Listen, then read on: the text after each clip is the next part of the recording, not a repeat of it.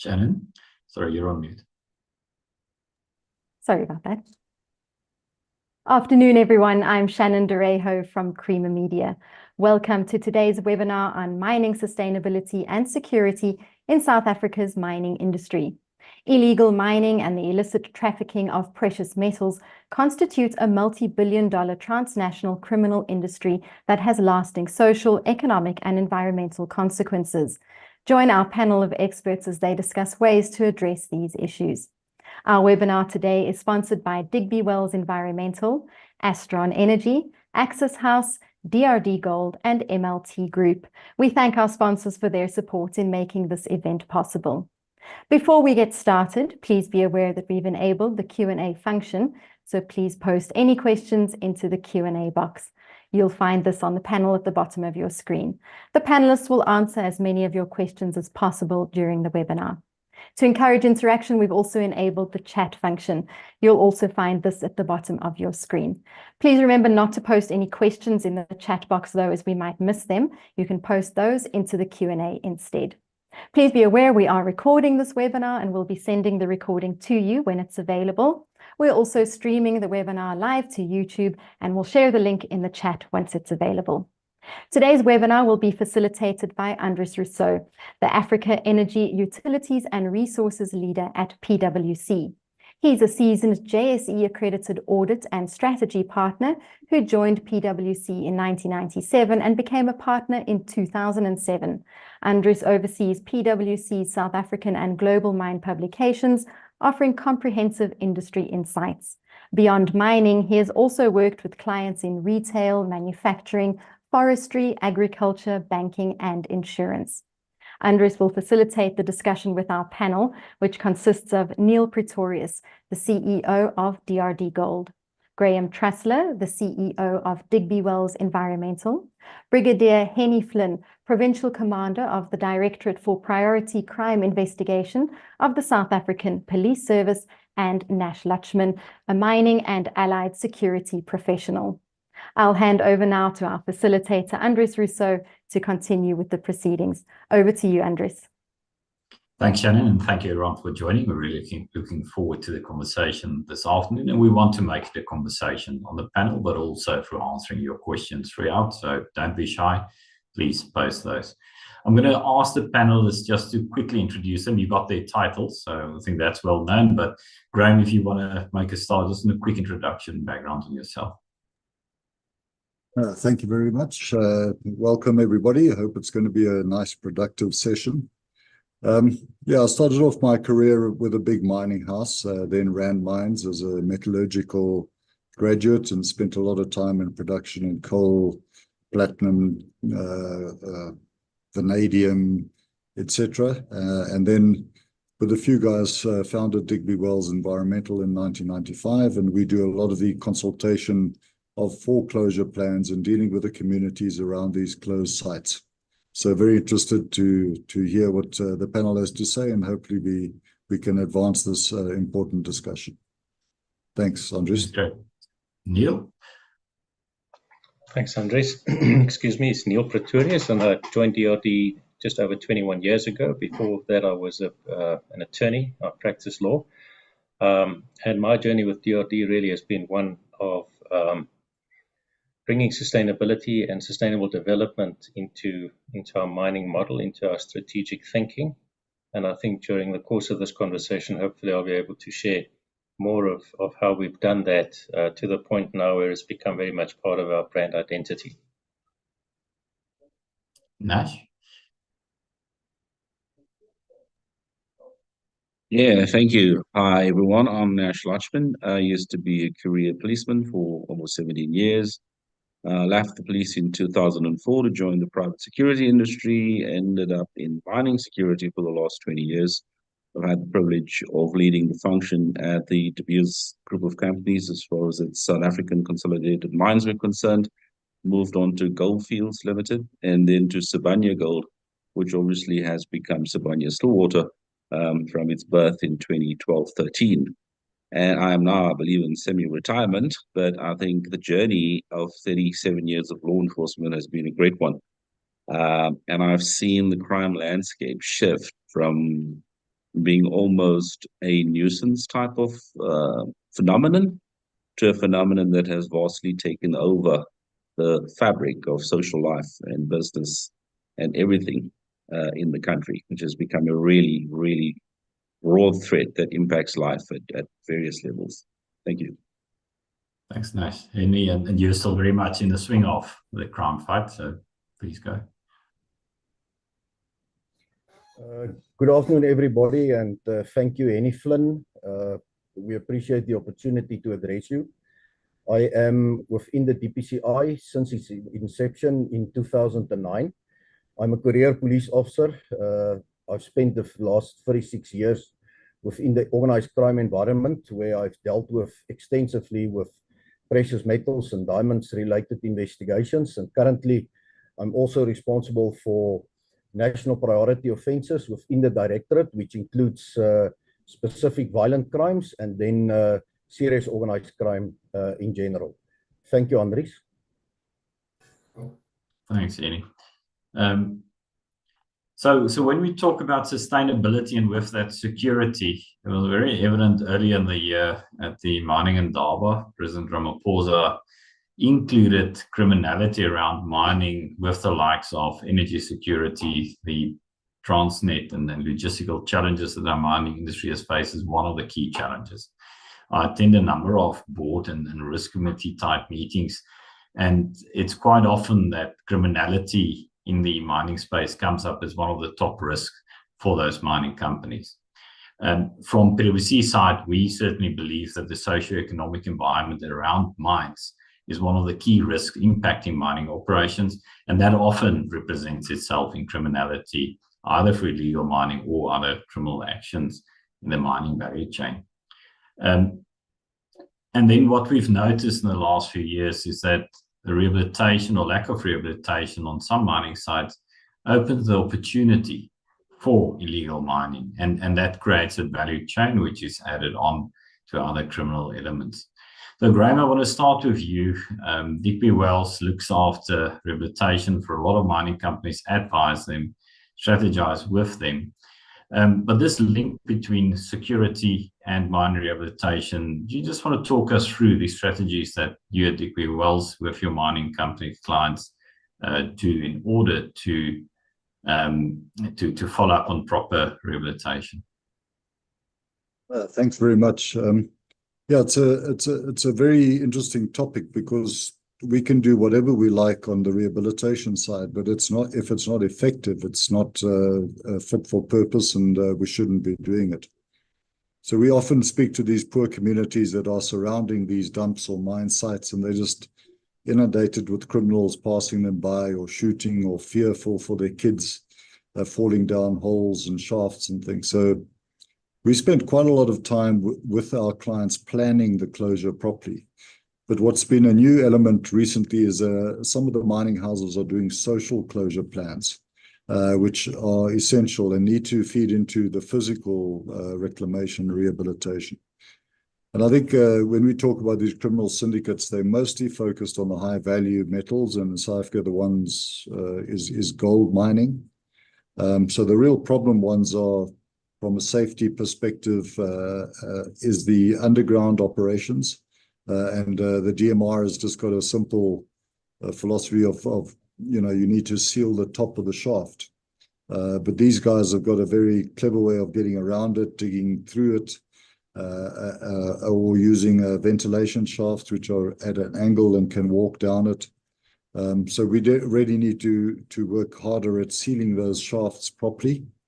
And a lot of these guys are not in this mining because it's fun. It really is hard work. It's dangerous work. They sell their products higher up the value chain. So I think one mustn't just look at the poor guy with dirt on him mining or doing it underground, but you must go higher up the chain. And obviously they need a lot of support from people to export their products, to supply them with goods, etc. So it's a whole ecosystem around them.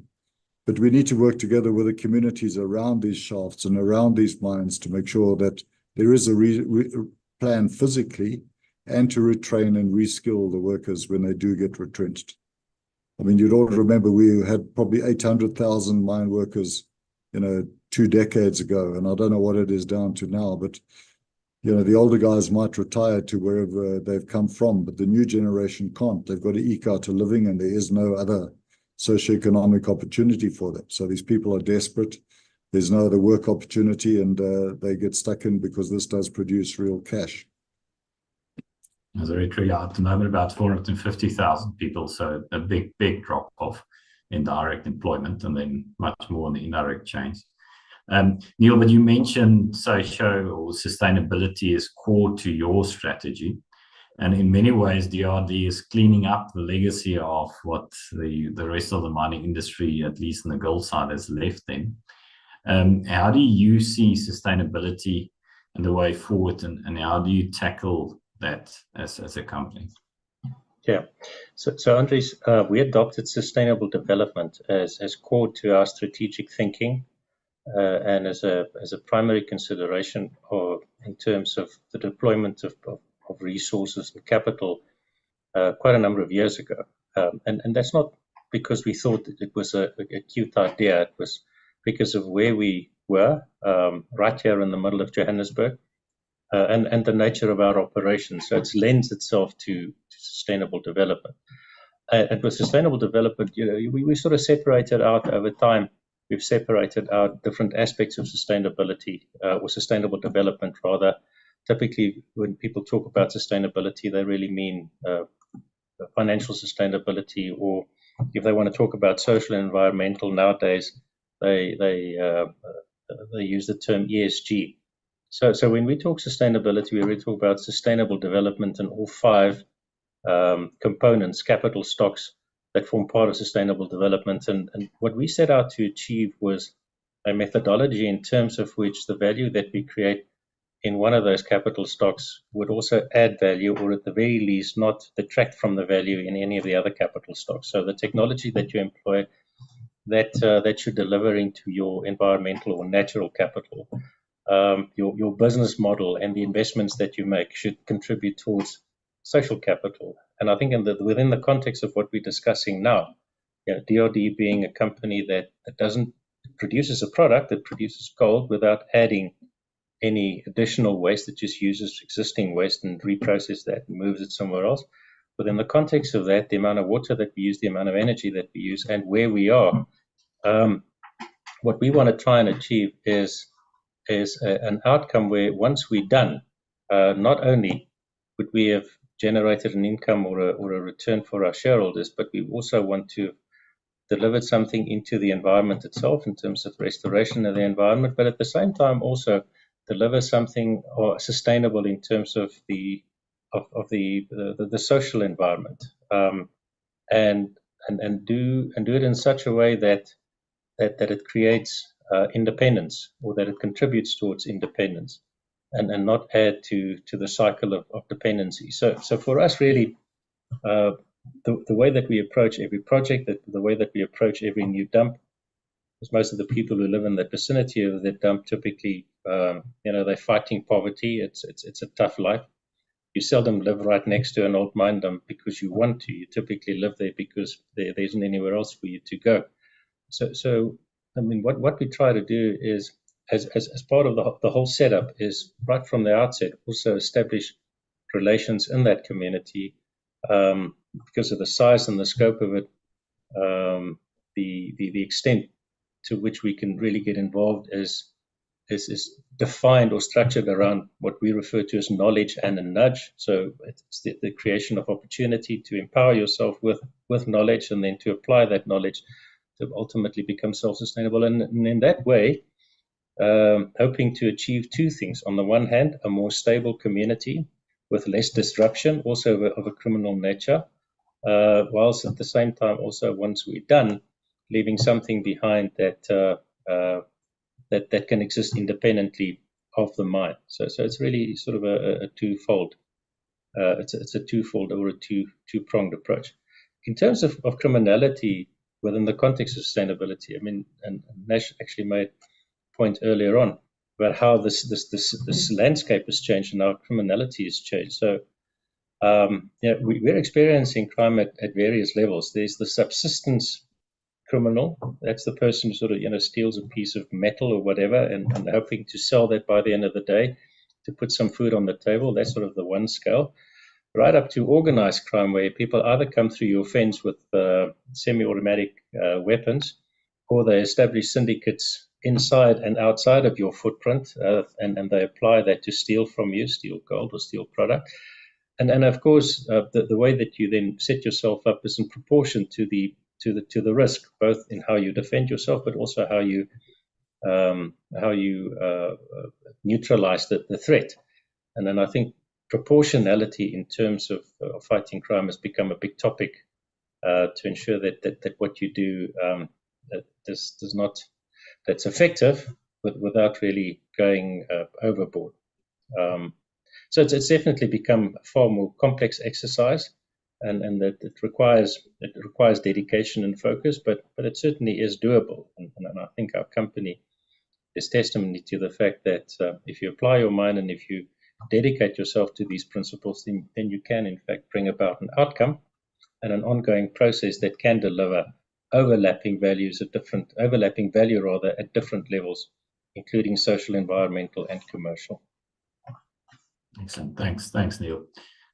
Nash, we've spoken a lot about the local socioeconomic environment around the mine itself and the impact that has, the type of stuff that Neil tries to address when he's got his sustainable plan for the future. But Graham mentioned the wider value chain, and it's evident if there's organized crime involved, there's a wider value chain involved. Can I ask you the regional challenges that we are facing in Southern Africa? I'm thinking Zimbabwe, the challenges they've had, but elsewhere as well, and the impact that has. So the regional socioeconomic environment and what impact that has on sustainability, but also criminality in our mining space. Well, that's actually a very good and a very challenging question, Andries. I think if we start looking at the regional environment, particularly in the Southern African region, I think that economies and communities are plagued equally in terms of some of the woes from a socioeconomic perspective that our fellow South Africans are experiencing here. And dwindling resources, broad-based corruption, a general almost, and this is global, it's not necessarily only something that is prevalent in Africa or Southern Africa, but if one looked at the indicators globally, you would find that obedience is probably too strong a word, but just complying with law and order seems to be quite challenging for populations and communities right across the globe. So if you rewind to 30, 40 years ago, then you found that communities in all parts of the world were more inclined to operate within the rule of law, to be compliant in terms of what is expected. And as the years have fast forwarded to the century we find ourselves in now, the date and time, there seems to be less commitment to that. So you find the very fabric of law and order and rule is disintegrating. And this manifests in many different ways, and not necessarily only purely in terms of crime, but in terms of other social pathos that we see. And one has to be careful in terms of considering what I'm saying when people start a process in broad scale to improve the lives of themselves and those around them, and start also moving to other geographical locations which appear to be the land of milk and honey and opportunity. And all of this is no longer defined in a way that is easily identifiable, because an opportunity does not necessarily mean an opportunity for employment or for to be actively involved in the economy in any legal way. It could also be opportunities in terms of crime and criminality. And to some extent, our neighboring countries to South Africa have largely depended on South Africa. And I suppose there was a bit of mutual dependence on each other. But when it came to economic dependence, there was very strong ties to our neighboring countries in terms of South Africa being, for example, a trade partner, being a partner that provided employment opportunities for citizens, and in many walks of engineering and other social aspects such as water and electricity and so on. There has been that kind of relationship.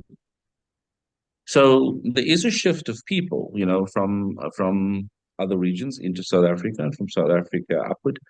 But I think the general almost disintegration of law and order in terms of border control, in terms of serious and violent crime that is taking place in this particular region does lend itself to South Africa being a very favorable destination for those that might want to engage in nefarious purposes. And I suppose Hennie will be better suited to really talk about those particular aspects. But what I want to say before I really land the answer to your question, Andries, is in this general, let's call it regression of rule, of law, of order, of social fabric, etc., there are, in my mind, 4 particular ingredients that, if you could use the word ingredients, that actually provide a prosperous ecosystem, if you will, for organized crime. And South Africa ticks the box in almost all of those 4. So the first one, to my mind, is economic inequality. And according to the Gini Index, South Africa obviously is the #1 country with the greatest inequality economically between its people. Number 2 is a rampant crime rate. I don't think I need to convince anybody on this webinar around the rampant crime rate that we're experiencing in the country. Widespread corruption, meaning from government to corporates to individual people. And then poorly performing state organs.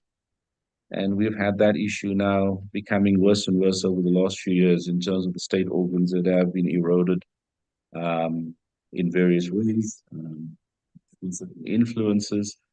And I think just the output in terms of that is important is that they're now poorly performing. And when those 4 things come together in a perfect storm, you find that organized criminal syndicates embed themselves, and that's exactly what has happened to South Africa. Organized criminal syndicates have embedded themselves in South Africa. And what we see with the uptick in terms of street crime, other violent crimes such as robberies, hijacking, house invasions, fraud, corruption, etc., are merely symptomatic of the fact that organized crime syndicates have embedded themselves, and these criminal enterprises are driven unhampered by the rule of law and order. Employment opportunities, social pathos relating to other aspects becomes a little bit more squeezed in terms of emerging democracies and other states. And this whole perception of mining and South Africa providing for others a means to be able to involved in meaningful economic activities, whether it's legal or criminal, is out there. And that kind of narrative does impact how the people move, the activities that they get involved in, and the type of criminal risks that start facing not only South Africa in general, but the mining industry. And I think I want to stop waffling here and just say that illegal mining is only about one of the serious crime threats that actually impact the mining industry. Other risks relate to communities, to fraud, to corruption, armed attacks, armed robberies. So there's a whole myriad of criminal risks that creates a very challenging environment for the mining industry and other industry per se. But it becomes attractive to the mining industry purely because you've got an embedded organized criminal enterprises running, and they've diversified. Your indications in terms of street level crime and other serious and violent crime has gone rampant, and that is clearly something that you can see in terms of the armed attacks and so on and so forth. The fact that we have fully performing state organs, courts that are backlogged in terms of cases that need to be processed, and erosion of skill sets in these departments as well, just makes it all the more difficult to pull back from a really daunting situation in terms of the crime challenge facing mining. Yeah, absolutely. And you mentioned a number of the challenges beyond illegal mining. The reality is that damaging infrastructure, whether that's transport or energy generation or transmission infrastructure, I think has got a massive impact on the mining industry, even though it's not illegal mining. But over that 36 years, it's apparent from what everyone else has said that you've been in the police. We've lived in a very changed and worse environment from a crime point of view. But the police are doing a lot. And perhaps you can just tell us, high level, what are the police doing and also achievements of the police, because there are some successes and you've had some fantastic successes recently. Andries, yeah, thank you. Indeed, there's a lot of work being done. A lot of good work is being done on a continuous basis. And it's the focus of the South African Police Service to focus on the whole value chain, because if we do not deal with the whole value chain, we will be fragmented in our approach. And I can perhaps just highlight a few recent successes that depict the good work that's being done by our detectives at ground level. During an incident at the Scott Shaft here in Stilfontein, when the team embarked on the operation, they had to use explosives to gain access to the shaft, as the criminals embedded themselves on the inside of the shaft to such an extent that we could not gain easily access to the area. The team was very surprised to recover during that operation a Wi-Fi system, a fully functional Wi-Fi system, where the logistical hub on surface was connected to the illegal miners underground. And then the criminals also fortified their position to such an extent that they had 24 rifles ready to take on any onslaught by either the police or rival groups. That armory included 15 AK-47s, one R5 rifle, a number of shotguns and hunting rifles. They were also very well equipped in terms of ammunition. They had more than 6,000 rounds of ammunition. Now, it's the approach of the DPCI that with this serious matters, we on a continuous basis oppose bail. Now, during this operation, 21 accused were arrested, and we managed to secure that 20 of them are still being detained in custody, and we hope to finalize that matter soon. In addition to that, as we all know, the illegal mining activities go far beyond just gold smuggling. It also includes the theft of platinum, extensive illegal chrome mining that's continuing, as well as diamond mining that's continuing specifically in the Northern Cape. Now, in one of the matters, we managed to dismantle a chrome syndicate towards Limpopo province, although they were fully functional in Northwest, where they were mining on an industrial scale with excavators, etc. You can just imagine the extent of the land degradation that was taking place there, as well as water pollution and all the additional problems that occurs for the neighboring communities. Then, in terms of convictions, I believe that the courts are taking these matters extremely serious. In a matter yesterday in the regional court in Limpopo, an accused was sentenced to 17 years imprisonment for the theft of platinum from one of the mines in the Limpopo province. In another matter, an accused was sentenced to 22 years imprisonment, which was related to an armed attack at one of the local mines here in Stilfontein. I believe that also the asset forfeiture unit, as part of a multidisciplinary approach, are doing their part on a continuous basis. I believe that everybody is privy to the most recent seizure of a number of assets from high-profile syndicate members in Gauteng. And then the question is also always posed in terms of that communities do not see that we really address the apex role players and the facilitators and the creators of this threat. I would like to indicate to everybody that whenever we are dealing with the apex role players, it takes time and a lot of effort to gather sufficient evidence to prosecute these individuals in our courts. If I can perhaps just highlight one of our flagship cases, we managed to dismantle a gold smuggling syndicate with transnational links, where we can prove that they smuggled in excess of 1 billion rands gold out of the Republic. Obviously, with that goes money laundering charges, which, as we speak, is affecting the country adversely in terms of the grey listing, where we need to do all in our power to get out of the grey listing, and that we will be able to function fully. So it's critical that we need to not just focus on the predicate offences, but also on the secondary money laundering offences that's taking part. Now, in terms of that specific investigation, it's important to know that we are receiving excellent support from the international law enforcement community. We have embarked on mutual legal assistance processes and extradition proceedings, because we need to get the kingpins before the South African courts so that the matter can be dealt with decisively.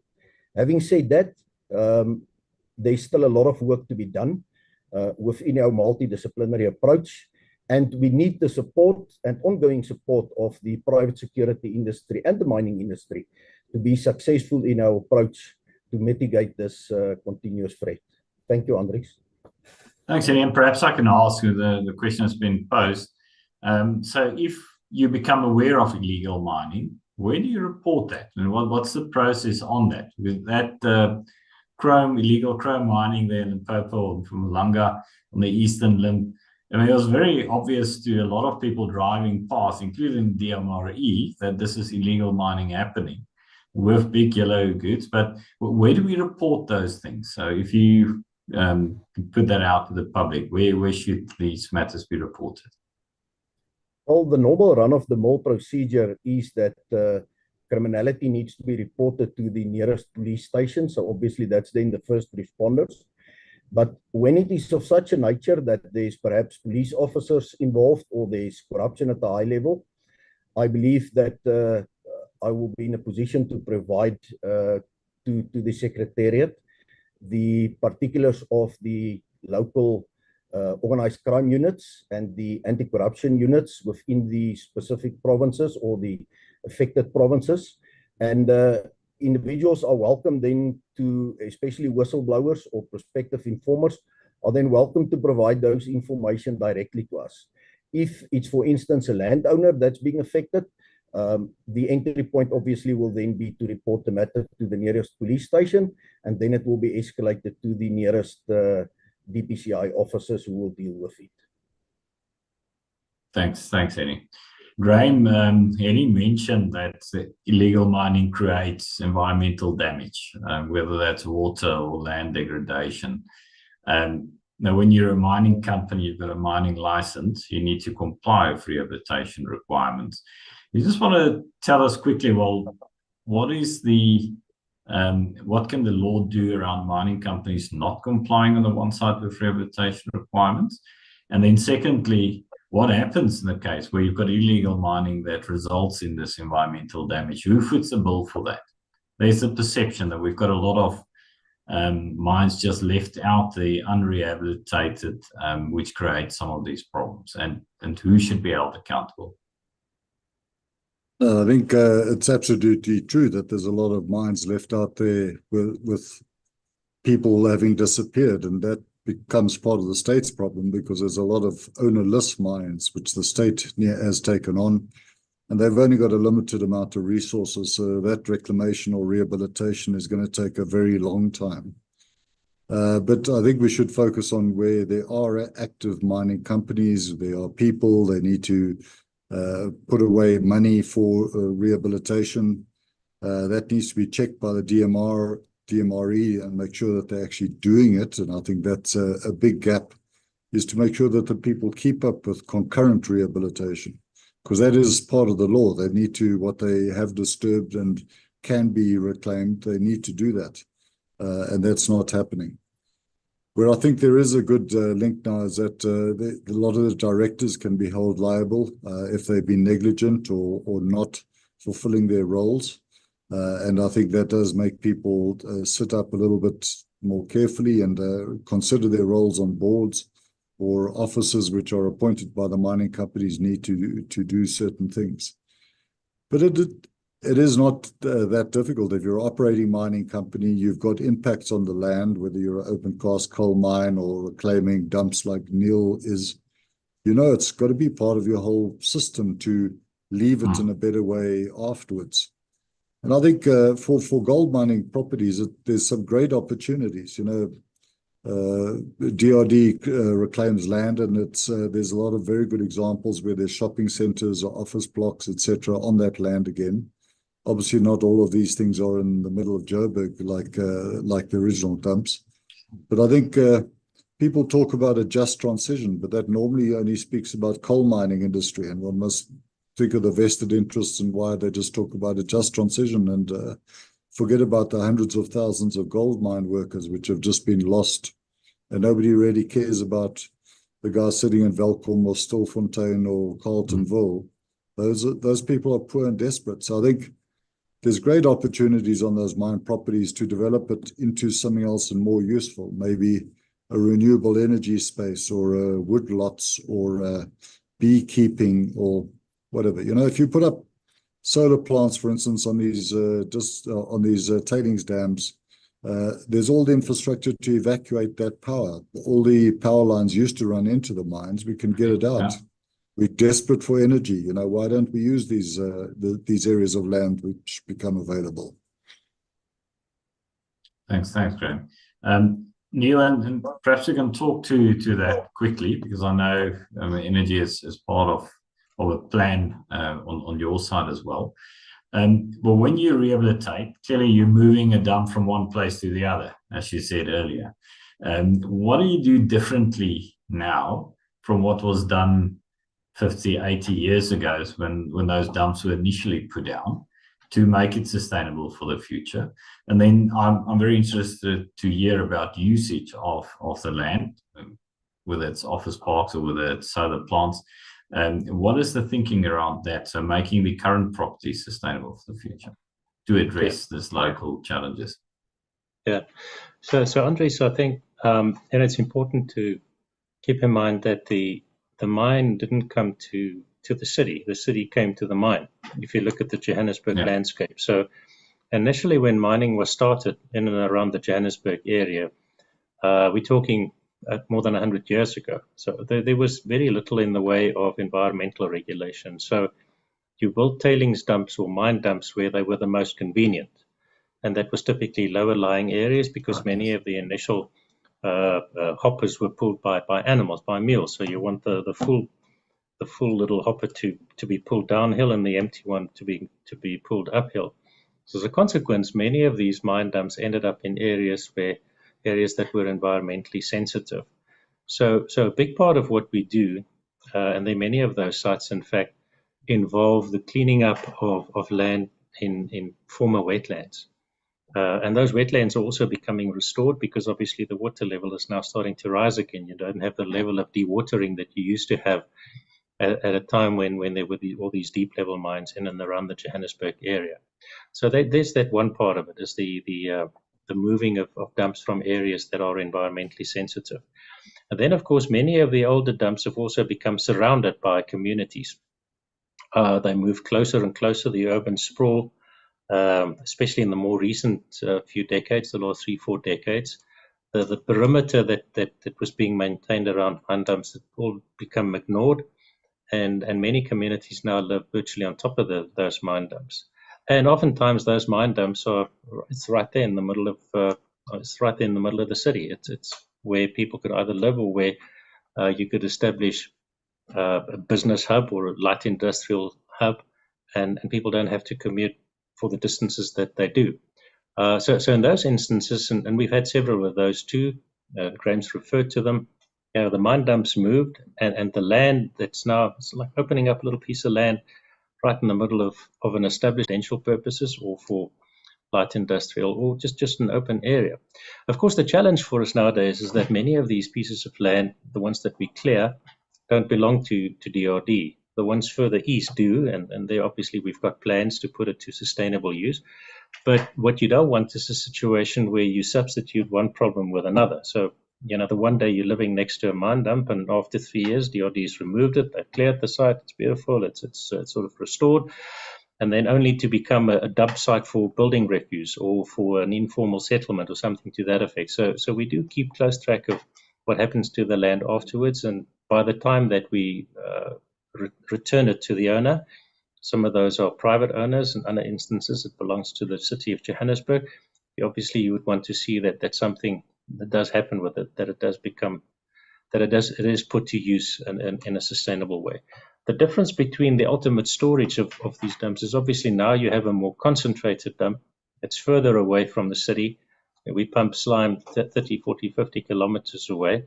And it's also being run to a different set of standards, to a different code. The GISTM didn't apply 20, 30, 40 years ago. The standards of environmental governance involved in the management of tailings, the safety standards and so forth. I don't think they were necessarily inadequate, because we don't have a bad track record when it comes to tailings safety, but these are evolving standards, and obviously, we've committed to those standards, and we try to manage the tailings facilities that we have. We try to manage them to those standards. So it's a different practice for a different sort of environment where people are far more aware of that which they are legitimately entitled to in terms of a clean environment, and trying to deliver into that, notwithstanding the fact that environment had changed because people had moved closer. I think in terms of concurrent rehabilitation and just the mess that's been left behind on some of those mines, and regrettably, you see some of those things happening also in recent time. I mean, in the last 10 years, in and around the Johannesburg area, there were two companies. One was listed in London and the other one was listed in Perth. And they arrived in South Africa and they dug holes all around the Johannesburg landscape, and they never filled those holes. And it was just poorly regulated, and it wasn't followed upon properly.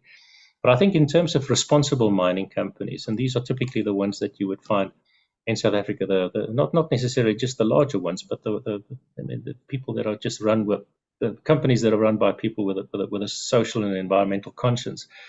You find that increasingly they're starting to implement concurrent rehabilitation. You're seeing fewer instances where companies sell assets sort of within 2 or 3 or 5 years of its ultimate demise, and leaving it in the hands of entities that are simply just not capable of dealing with rehabilitation.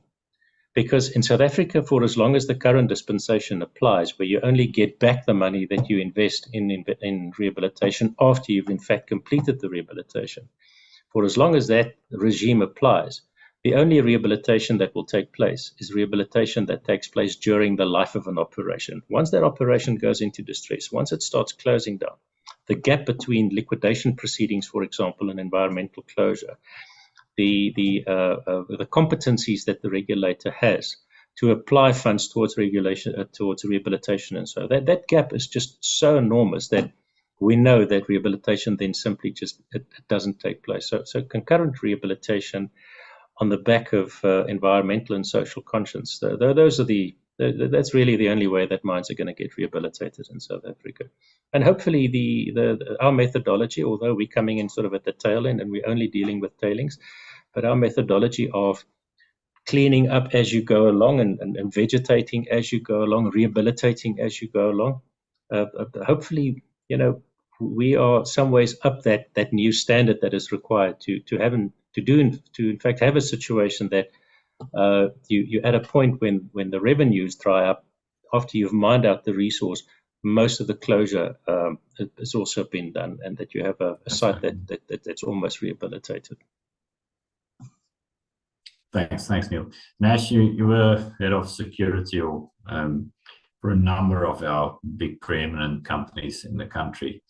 Can I ask you about strategies that our main mining companies are following today around the security environment? And if Andries, not thanks, what they're doing, what they should be doing.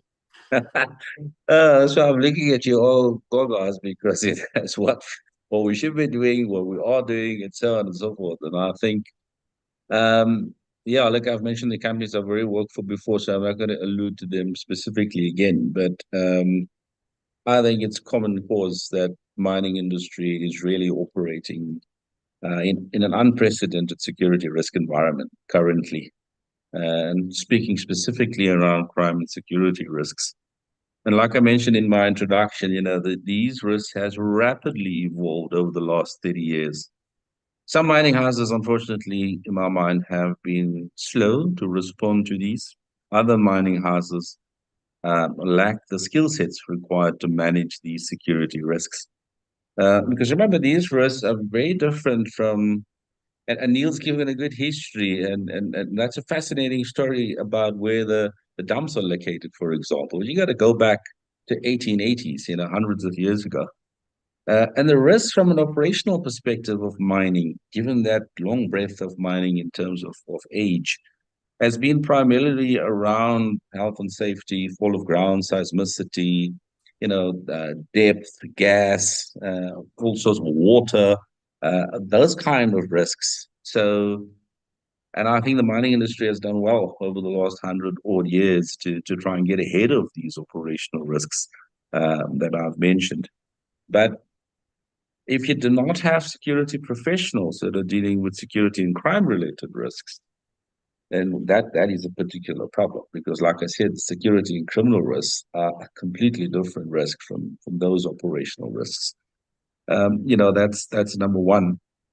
And this becomes, as I pointed out earlier as well, becomes very important given the current criminal landscape.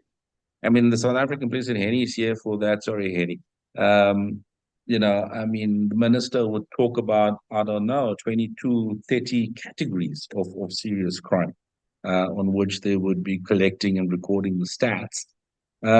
So it's, as I mentioned earlier, it's more than illegal mining. This kind of criminal landscapes lends itself to threatening the mining industry, and any business for that matter, on various levels of the business. So you've got pure blunt force, security crime risks, armed robberies, that kind of thing. You have the stealth in terms of internal corruption and external corruption that finds its way into its supply chain management, its human resources, without strong, centralized governance and risk control functions in a strategy to protect the mining industry. Specifically, we're speaking today about, that's going to be problematic. And I've just read an interesting article this morning about something that happened over a period of 10 years, but SARS apparently has filed a claim against Sasfin to the tune of 4.8 billion. And they're targeting a potential 9 billion rand that apparently was facilitated through the banks, through Sasfin, in terms of offshore investments that didn't go through the right channels. And, Mr. Sassoon has said that when they looked at the internal governance and risk control functions at Sasfin, they were found to be wanting. That's a typical example of how, if these functions are not centralized and form part of your security strategy, there are other things that may happen, which feeds back into what we're talking about today, whether it's illegal mining, environmental crime, corruption, etc., because everything has become so integrated. And remember, the four things that I often speak to in discussions is the rampant crime rates, widespread corruption, underperforming state organs, and economic inequality.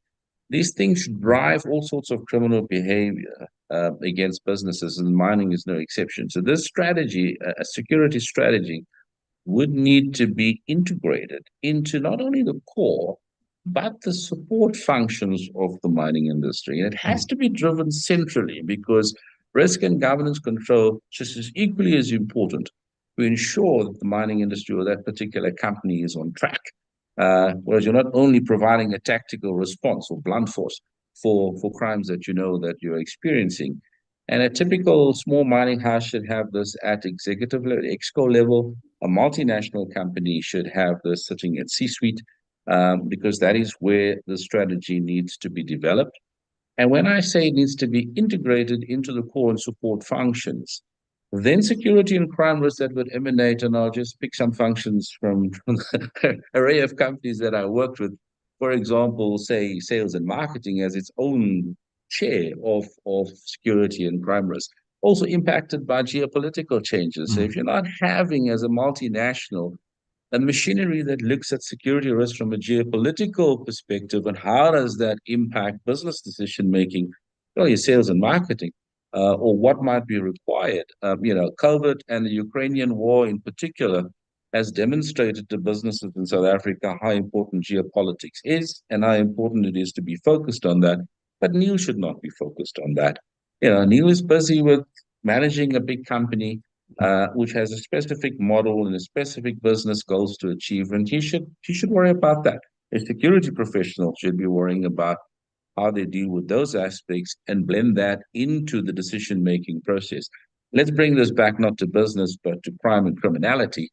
And so that intelligence, if you will, security risk information, business information, needs to be dealt with. That information flow by a fully fledged intelligence unit, information unit, that needs to feed back into the law enforcement decision-making and actions that would need to take place.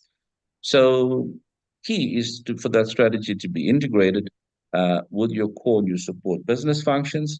Other components of the strategy should include, you must, given the current scenario that most businesses and individuals are facing with crime and criminality, have a component of blunt force, which means highly trained tactical response officers equipped specifically with the right gear, armored vehicles, because it is commonplace now in South Africa for gangs of people to approach a mining business armed with high caliber rifles, automatic rifles, armor-piercing bullets, or ammunition to do what they need to do. And certainly can't send people there in soft-skinned bakkies, not trained to do this. And I'm not being disrespectful to the security, the whole security universe.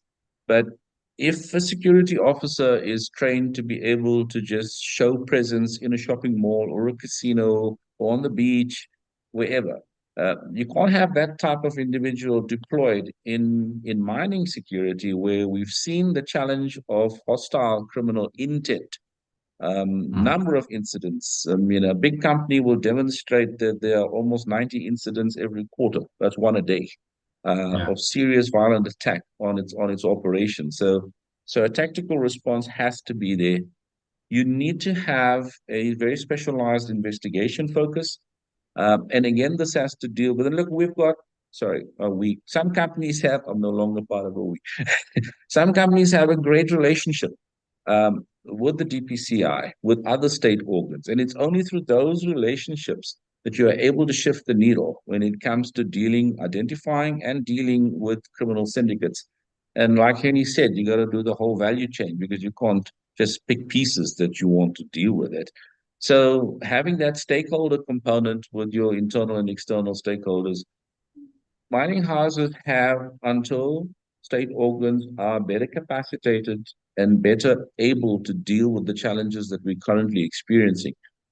If the mining houses do not have almost mirroring functions within its strategy, so investigations, specialized investigations in terms of metals-related theft, specialized investigation in terms of commercial crimes, corruption, and so on, and dealing with that, you're going to find that we are always on the back foot. So mining companies that have stayed in step with what is happening and have a back-to-front security solution, has a strategy that is interlinked with all of its functions, that has a portion that is dealing with intelligence.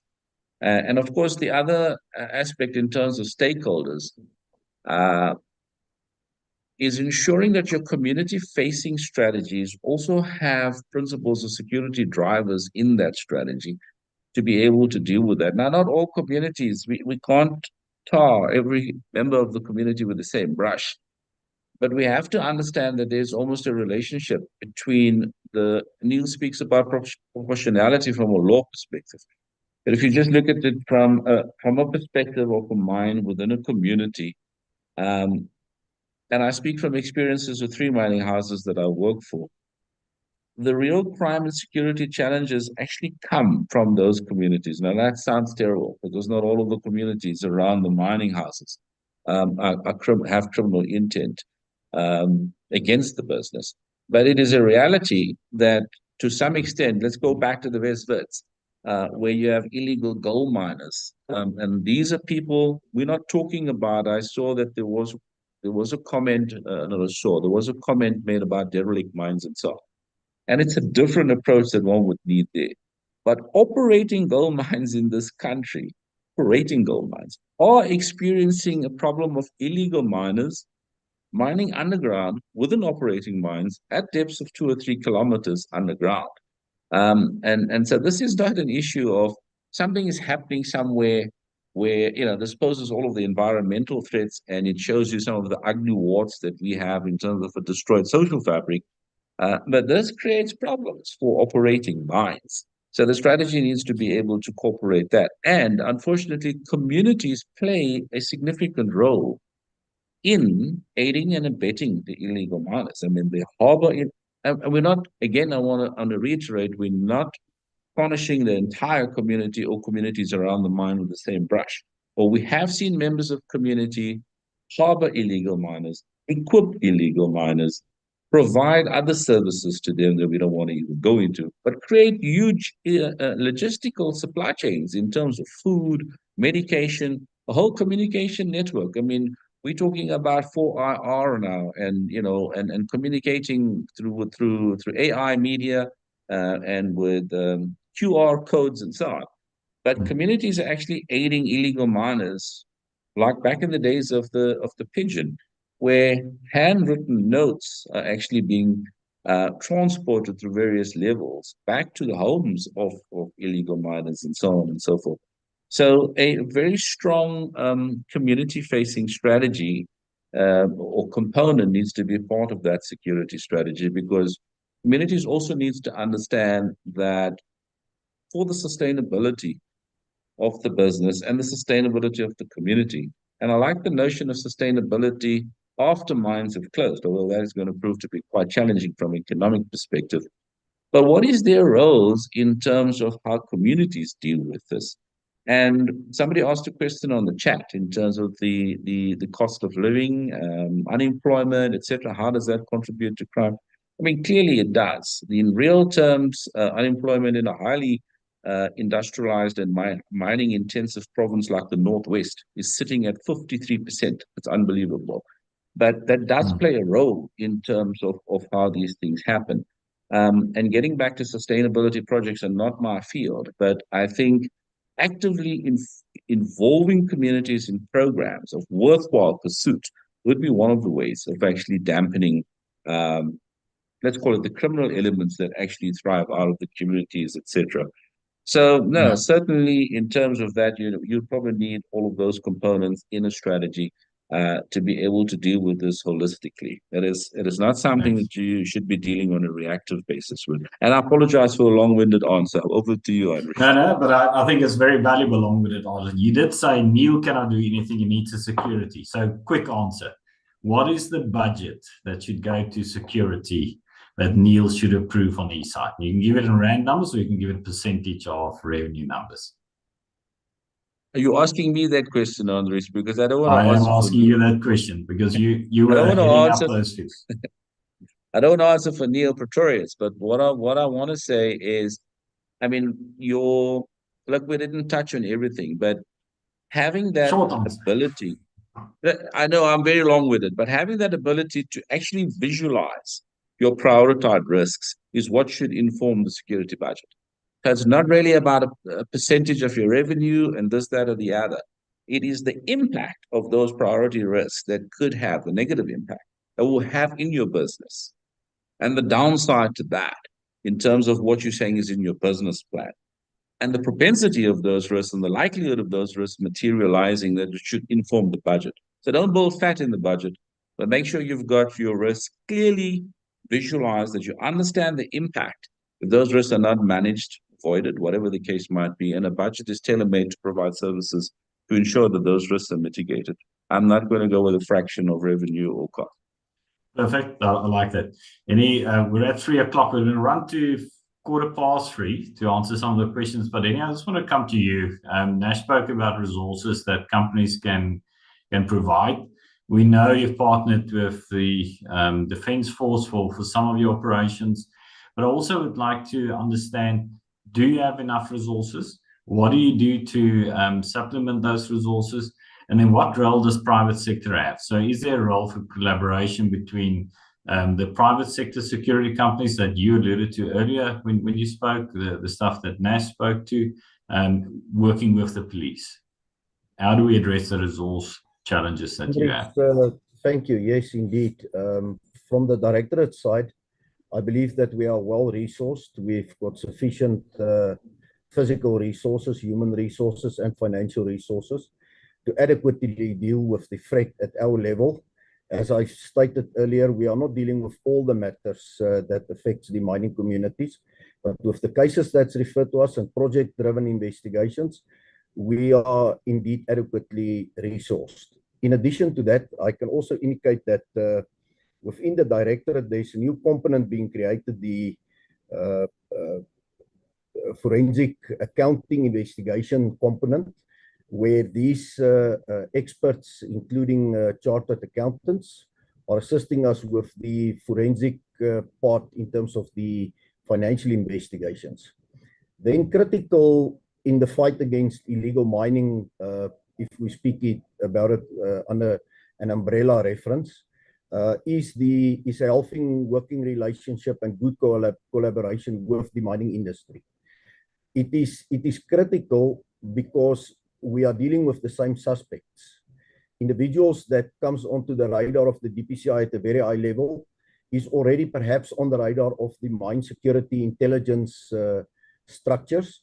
So it is important that we work together, get all the pieces of the puzzle together, and then decide on an appropriate action steps and an investigation path to mitigate the threat and to get rid of that syndicate. So it's critical that we need to work together. If I can just briefly refer to the Defence Force, indeed, they are contributing towards successes. Although they work under the command of the South African Police Service, yes, indeed, there are force multipliers, and we can already see the impact that their manpower and resources are also contributing towards the fight of illegal mining. Thank you, Andries. Thanks, Hennie. We've got a number of questions, and we have addressed some of them as we went through. But I do want to ask Niel this question here on, you've got an extended footprint, you've got social labor plans in place, you've got a intended work with communities because you know that's the right thing to do and that's the only way to have a sustainable business.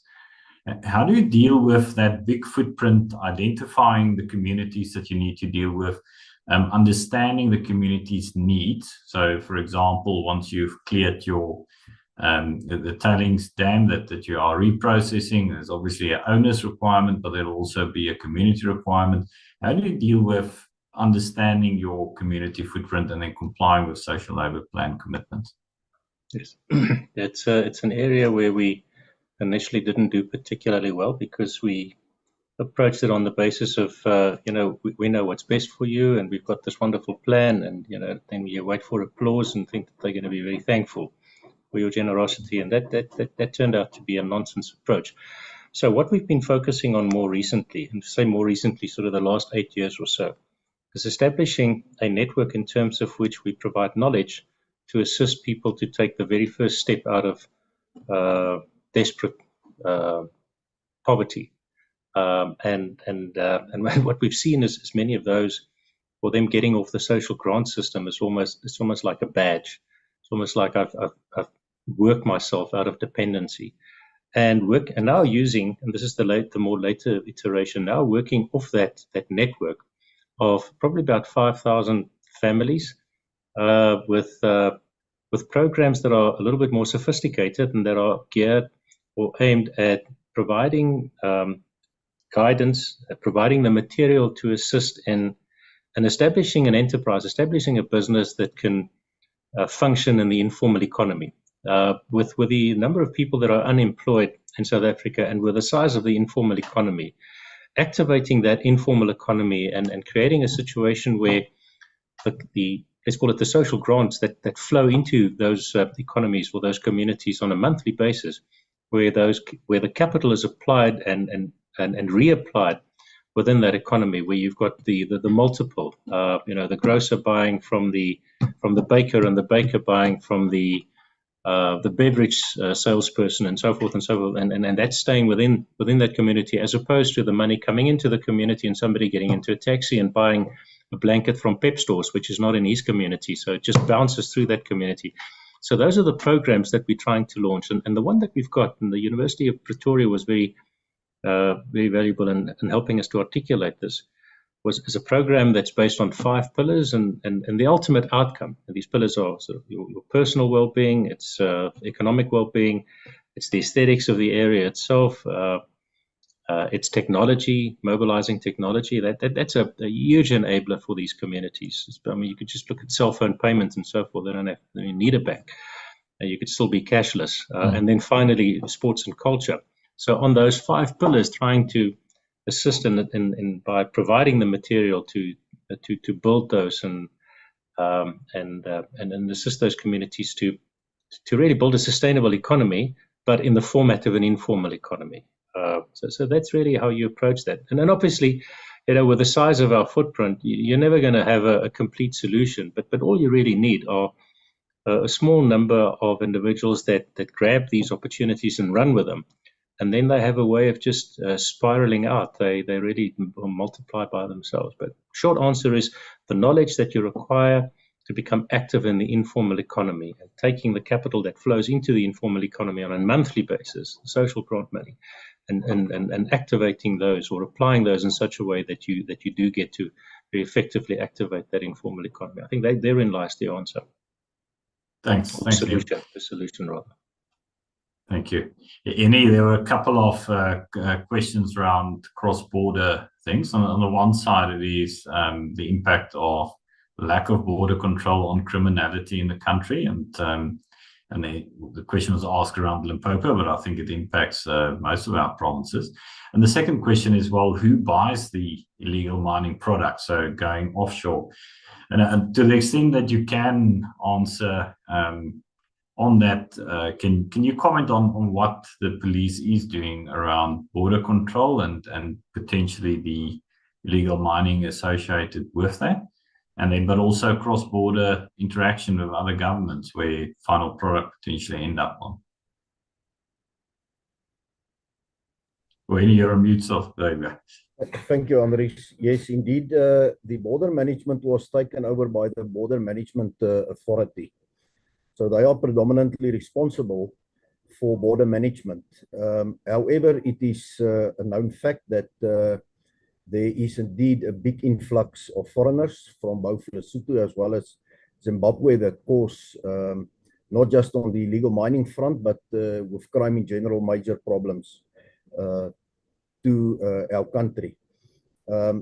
Obviously, there's a lot of strategies that deal with this, which I obviously can't reveal here, but a lot is being done to arrest individuals at the point where they enter the Republic, so that they can be deported without undue delays. What's also important is to know that indeed there's a big influx of precious metals from neighboring countries, with specific reference to Zimbabwe, which is created by obviously a well embedded criminal networks that facilitate it. And to come to the question about who's facilitating it, obviously the commodities, whether it's gold, platinum, chrome, or diamonds, it finds its way onto the international buyers market. So the ultimate destination is the international market without referencing to any specific country. And where it is sold off, and then the money is returned to South Africa via complex money laundering rackets. And from there onwards, I would say from the national level to the lowest levels, it is to a large extent cash driven, which obviously makes it difficult to detect. And that is why we need to resort to unconventional methods and techniques to properly detect and investigate these criminality. Thank you, Andries. Thanks, Hennie.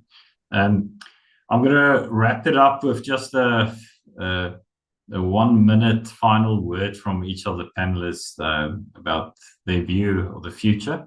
And Graham, I'm going to start with you, if you can give us your view on sustainability and security. Thank you, Andries. This is happening throughout Africa and a lot of the undeveloped world where law and order is not being applied. So it's not a unique thing to us. It's quite new in South Africa in that we were used to very regulated mining industry and now it's not. So I think we can learn a lot from other countries in Africa. We need to learn lessons on what to watch out for and how to close mines properly. But I do think it is possible. But there has to be a space for the people who want to do it properly. You know, we went from very big companies in this country. We probably had artisanal mining for many millennia before. But there is room for a middle ground of smaller guys who want to do it properly, who are not part of this criminal syndicates, but they must be given ownership and help to do it properly. That's my last bit. Thanks. Thanks, Graham. I'm glad you touched on artisanal miners. It was one of the questions. So, Niel? Yeah, look, I think South Africa still has a long and exciting future as a producer of minerals. I think we just need to have the right attitude. You've got to approach it with a can-do attitude, not a wait-and-see attitude. Obviously, you do have to collaborate, and you've got to collaborate in good faith. But then also face up to reality and understand when and the extent to which the conventional suppliers of services have become distressed and maybe under-resourced, and then you've got to do those things in the interim and until it's restored, and also collaborate to try and assist to restore those things. You've got to take your community seriously. They're an integral part. They're an important stakeholder, and they're an integral part of your future. So you can't treat them as an afterthought, and they're not a photo opportunity to show the world how generous you are. Your investment's got to be long-term. It's got to be sustainable and also effective. And then you've got to have faith. You've got to spend a bit of time on your knees. You put all those things together, and you might just end up being successful, surprisingly successful. Thanks, Neil. Nash? Thanks, Andries. I'll try and do this in a minute. And I think sustainability, the other experts that Hennie and I can talk perhaps about the security aspects. And I think some of the challenges facing the mining industry in particular going forward from a security perspective is the lack of legislation, failure to even modify legislation to deal with illegal mining per se, or artisanal and small-scale mining. The political influence or rhetoric that actually is out there does create problems in terms of land invasions and house invasions and causes problems for the mine. I think I've already touched on this, and I feel very bad every time I mention it, Hennie. Remember, I was there also. But the poorly performing state organs have to be helped along because that's going to create problems for us. I mean, for example, just dealing with organized crime and syndicates and just trying to police the second-hand goods market, the second-hand jewelry market, both of them together contribute to the illicit trade in metals, precious metals, as well as the illicit trade in copper and so on and so forth. We have a very disinterested regulator when it comes to the deteriorating security conditions around mining, and a rather apathetic government as well. I mean, we seem to have a current government that does not recognize the downside associated with deteriorating security conditions around the mining industry. Given the Minerals Council statistics for 2023, it should leave the government a little bit more interested, I think, in terms of what is happening from a deteriorating security conditions perspective. Adding just over 6% to 425 billion rand to GDP, providing 476,000 direct jobs in the mining industry as of 2023. 90 billion in terms of company taxes that went through to the state coffers, further 31 billion that went through in terms of PAYE, and 14 billion rand in terms of royalties. I mean, that's a lot of billions that actually has been produced by the mining industry. So I think government needs to recognize what it needs to do to be able to preserve, and no favors here. It should be a broad blanket thing for the country, but certainly not turning a blind eye to the deteriorating security conditions. And remember, this is while mining is still a paying customer in terms of rates and taxes that we haven't touched on, water and electricity, trains and port services, fuel, etc. Those are costs that are actually still going into government coffers that we haven't considered. And to round off, I think the joint approach in terms of sustainability, we have a number of peers doing the same thing in the same areas with the same communities. So having a joint force, joint hand in terms of sustainability projects, as well as in terms of joining forces, as it were, to look at the common enemy in terms of the security challenges, pulling those resources together as industry rather than a separate mining house, bringing strategies together and aligning it in a collective to be able to deal with this is where we need to go. Thank you very much, Andries. Thanks. Any final word to you? Thank you, Andries. I believe that possible interventions to mitigate the threat would include indeed a whole of government approach. Although I haven't referred to that during the previous answers, indeed SARS are critical in our approach to mitigate the threat and to address criminality decisively because they've got powerful legislation. But in essence, all departments need to play their part. Otherwise, we will be fragmented in our approach. In addition to that, our multidisciplinary integrated public-private partnership is critical, and we need to build on already existing good partnerships in good faith, as it was earlier stated by Niel. That's critical. Then I believe that we can also tighten control measures at ports of entries, not just in terms of individuals that is coming into the country, but also exports. Because you will find that bulk stolen material like chrome and platinum group metals are leaving our shores via ports of entry, harbors, as well as they are being flown out of the country. So I believe that can indeed assist tremendously. And then I'm in strong support of fostering strong global, regional, and local cooperation, and to strengthen mechanisms and strategies to successfully address the threat with specific reference to strong investigative and intelligence capabilities. Thank you. Thanks, Hennie. Yeah, so in summary, I believe the mining industry has really got fantastic value that it can contribute to all its stakeholders.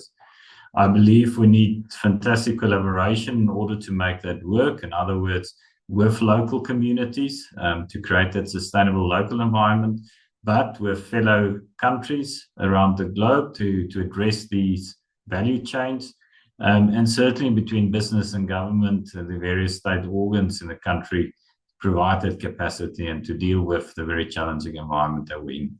Thank you, everyone, for participating today, for the panel, and thanks for listening and the questions posted on. Thank you. Thanks so much, Andries. Thank you very much. That brings us to the end of the webinar. I'd like to say very much a big thank you to our facilitator, Andries Rossouw, for enabling a robust and engaging discussion. Thank you also to our panelists, Niel Pretorius from DRDGOLD, Graham Trusler from Digby Wells Environmental, Brigadier Hennie Flynn from the Directorate for Priority Crime Investigation of the SAPS, and Nash Lutchman, a mining security and law enforcement professional. Thank you to our sponsors, Digby Wells Environmental, Astron Energy, Axis House, DRDGOLD, and MLT Group for their support in making this webinar possible. And finally, thank you to the attendees for taking the time to join us for this discussion on South African mining security and sustainability. We hope you found the event engaging and informative. We thank you for participating. The recording of today's webinar will be sent to you in due course, and if you have any additional questions, please be in touch. You can reach us at shannon@creamermedia.co.za. Thank you for your time, and goodbye.